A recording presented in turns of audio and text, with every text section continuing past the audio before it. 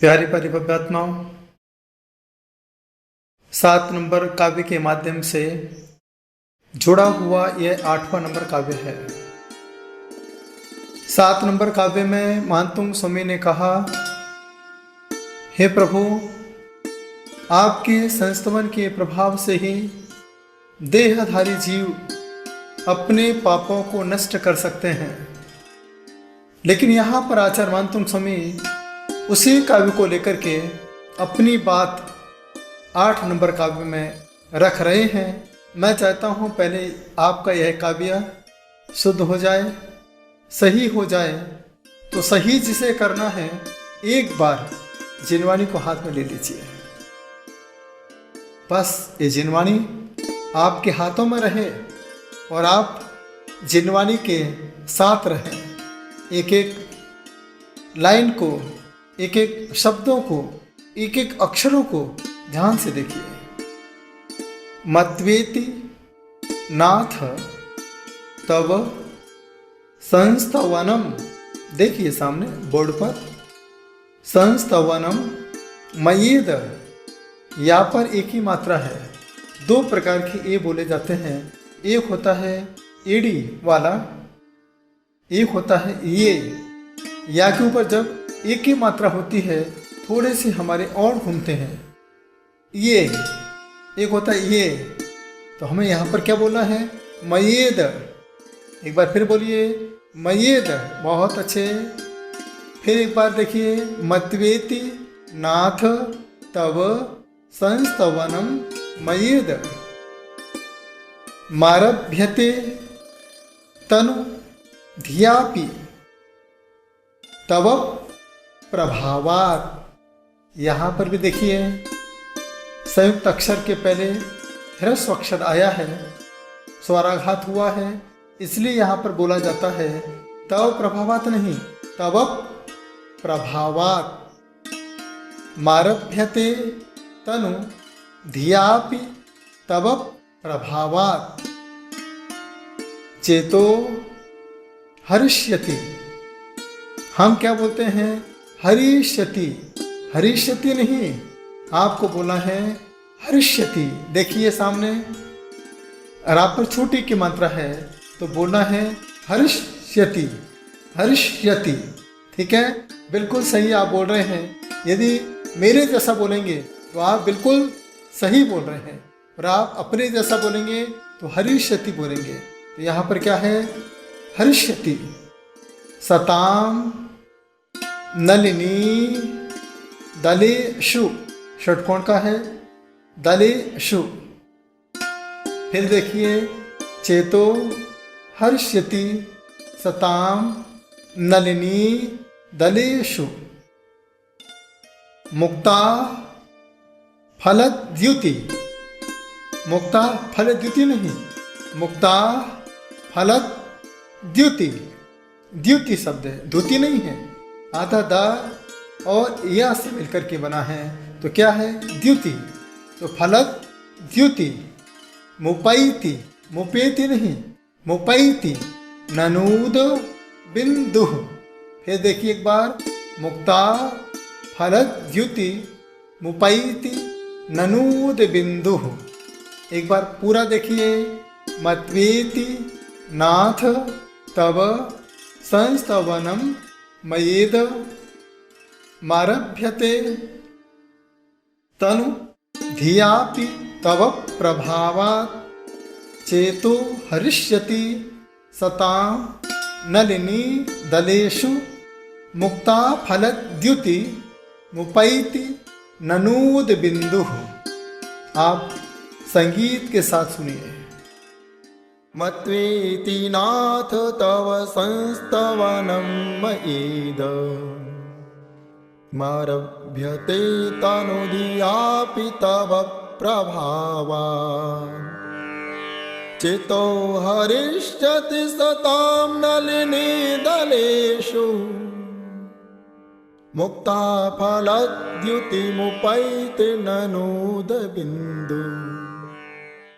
शब्दार्थ: नाथ, हे स्वामिन, इति ऐसा, मत्वा मानकर तनु धिया अल्प बुद्धि वाले होने पर भी अपि भी मया मेरे द्वारा इदम यह तब तुम्हारा संस्तवनम स्तवन आरभ्यते प्रारंभ किया जाता है। तब आपके प्रभाव से सताम सज्जनों के चेता चित्त को हर्षति हरेगा ननु निश्चित ही उद बिंदु जल की बूंद नलिनी कमलिनी के दलेशु पत्तों पर मुक्ता फल मोती के द्युति कांति को उपैती अर्थात प्राप्त होती है। भावार्थ, हे नाथ, जैसे कमलिनी के पत्तों पर ओस की बूंदें मोती की तरह चमकती है, इसी प्रकार से हे प्रभु, हे भगवान, मुझ मंद बुद्धि के द्वारा यह स्तोत्र प्रारंभ किया जा रहा है। आपके ही प्रभाव से यह स्तवन सज्जनों के चित्त को हरेगा। तब प्रभावात कितना प्यारा शब्द है। आपके ही प्रभाव से जो कुछ भी होगा, आपके ही प्रभाव से उस जल की कोई कीमत नहीं है। यह जल तो नदी में मिलने वाला था, सरोवर में समाने वाला था, सागर में गिरने वाला था, लेकिन जब वह ओस की बूंदें, आकाश से गिरने वाली बूंदें जब कभी कमल पत्र के ऊपर पड़ जाती हैं, तो कमल पत्र के प्रभाव से वह सामान्य बूंदें भी मोती की तरह चमकती हैं। तो यहाँ एक बहुत अच्छी बात आचार्य मानतुंग स्वामी कह रहे हैं। आप जब कभी परमात्मा के द्वार पे जाओ, ड्रेस पहन के जाओ, तब प्रभावात, तभी आपके जीवन में परमात्मा की भक्ति का प्रभाव पड़ेगा। जब बच्चा स्कूल की ड्रेस पहनकर जाता है, उसको स्कूल में एंट्री मिलती है। कोई वकील काला कोट पहन के जाता है, तभी उसे वकील की श्रेणी में बिठाया जाता है। जब कोई सफ़ेद कोट पहन के जाता है, उसे डॉक्टर कह के पुकारा जाता है। मरीज अपने आप उसे डॉक्टर मान लेते हैं। खाकी ड्रेस पहन के कोई जाता है, अपने आप सामान्य व्यक्ति उस खाकी ड्रेस को देख के डर जाता है। ऐसे ही परमात्मा के प्रभाव को अपने जीवन में प्रभावित करना चाहते हो, तो आप जब मंदिर में धोती दुपट्टा पहन करके जाते हो, महिलाएं केसरिया साड़ी पहन करके जाती हैं, तो अपने आप मंदिर का प्रभाव, भगवान की भक्ति का प्रभाव उसके जीवन पर पड़ सकता है। तब प्रभावात, जो कुछ भी आज है, तब प्रभावात। आज जैन समाज में, जैन कुल में आपका जन्म हुआ है। आप जैन कुल में जैसे ही पैदा हुए हैं, आपकी दरिद्रता खत्म हो गई। आज हम भले ही गरीब घर में पैदा हों, लेकिन जैन कुल में पैदा होने वाला कभी भिखारी नहीं हो सकता। जैन कुल में पैदा होने वाला कभी किसी के घर जाकर के भीख नहीं मांगता है। ये नहीं कहता है, बाबूजी कोरोना काल में मैं इतने दिनों से भूखा हूँ, मुझे आटा दे दो, मुझे तेल दे दो, राशन पानी दे दो, मेरे बच्चे भूखे मर रहे हैं। वह जैन कुल में पैदा होने वाला व्यक्ति भगवान के प्रभाव से मेहनत तो करता है, लेकिन कम मेहनत में भगवान के प्रभाव से अपने पूरे परिवार का जीविकोपार्जन कर लिया करता है।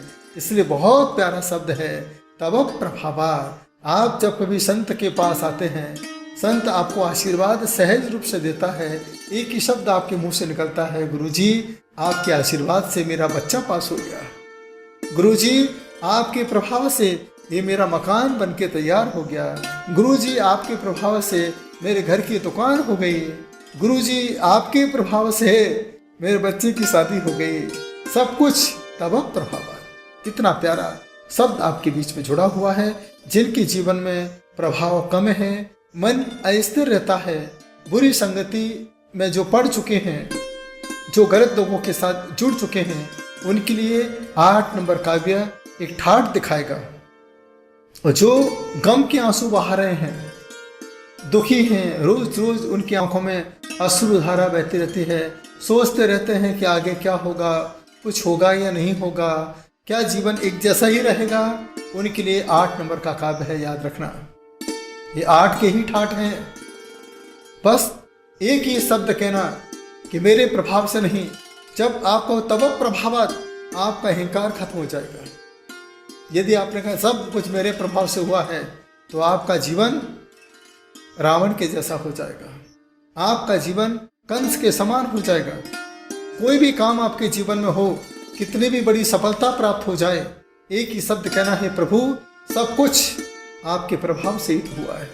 मेरी क्या ताकत थी, मेरी क्या औकात है कि मैं इतने बड़े काम कर पाऊंगा, लेकिन सब कुछ आपके प्रभाव से ही संपन्न हुआ है। जब कभी हर काम को तब प्रभावात भगवान के प्रभाव में समर्पित कर देते हैं, तो नियम से आपके जीवन में कभी कोई कष्ट नहीं आ सकता है और यह अहंकार खत्म हो जाएगा। हर दिन आपके जीवन में चमत्कार होना प्रारंभ हो जाएगा।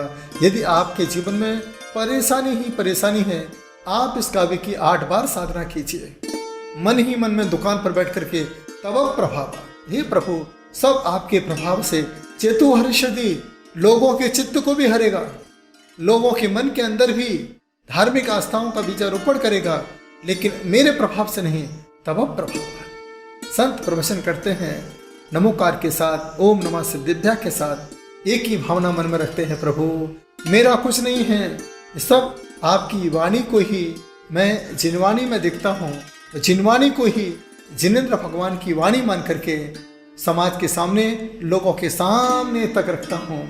सब कुछ तब प्रभावात। ये भक्तांबर आचार्य मानतुंग स्वामी ने लिखा, एक ही शब्द तो मानतुंग स्वामी ने कहा, मेरा कुछ नहीं है, हे प्रभु मैं तो बिल्कुल एकांत अकेले कारागृह में कैद होकर के बैठा हूँ।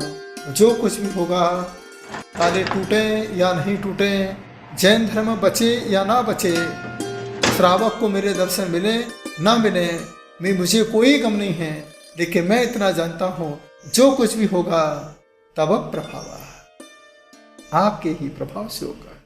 इसका रिद्धि जाप भी है, ओम ह्रीं अर्हं नमो अरिहंताणं, नमो पादानुसारिणं, झ्रौं झ्रौं नमः, ओम ह्रीं लक्ष्मण रामचंद्र देव्यै नमः।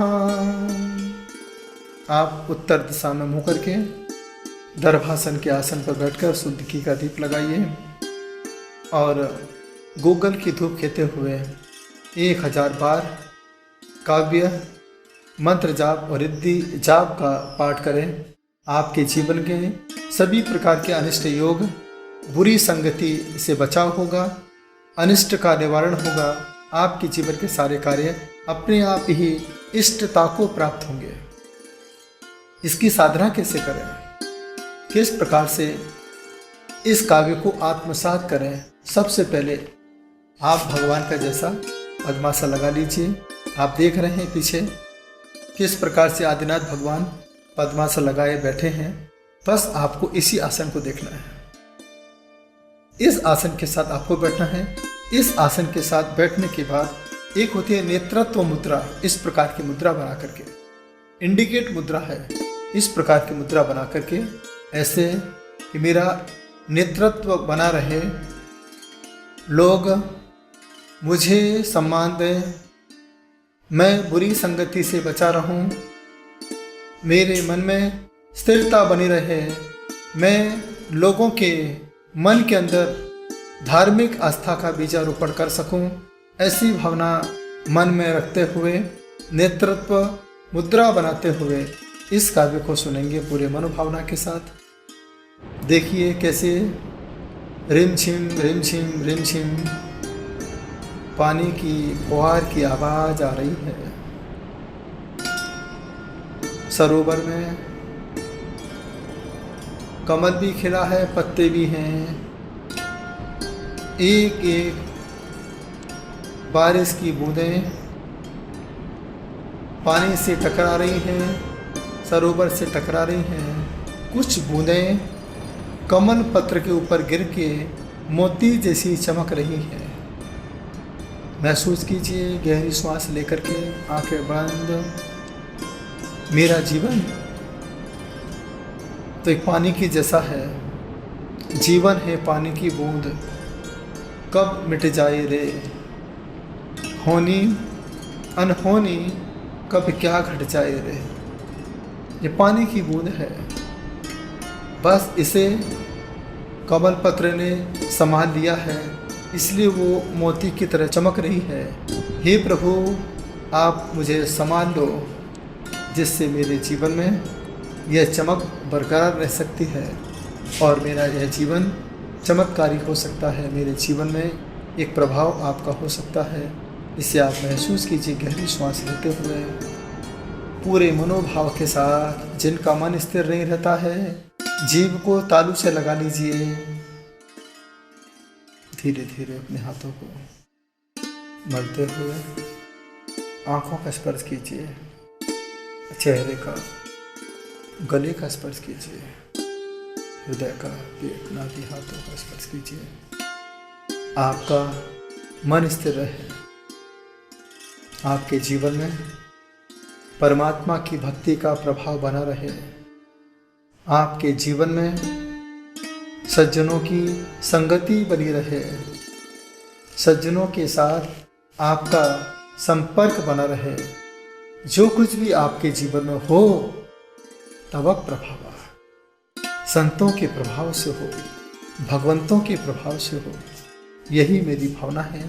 आज आप ये बड़े पूरे मनोभाव के साथ इस 8 नंबर काव्य को अपने कष्ट को मिटाने के लिए, अपने जीवन के दुख को मिटाने के लिए, दूसरों के संपर्क को हटा के भगवान के प्रभाव में आने के लिए सुना है। बस सदा परमात्मा आपके पास आता रहे, यही मेरी भावना है। प्रेम से सुना, अनुग्रहित हूँ। बहुत बहुत आशीर्वाद।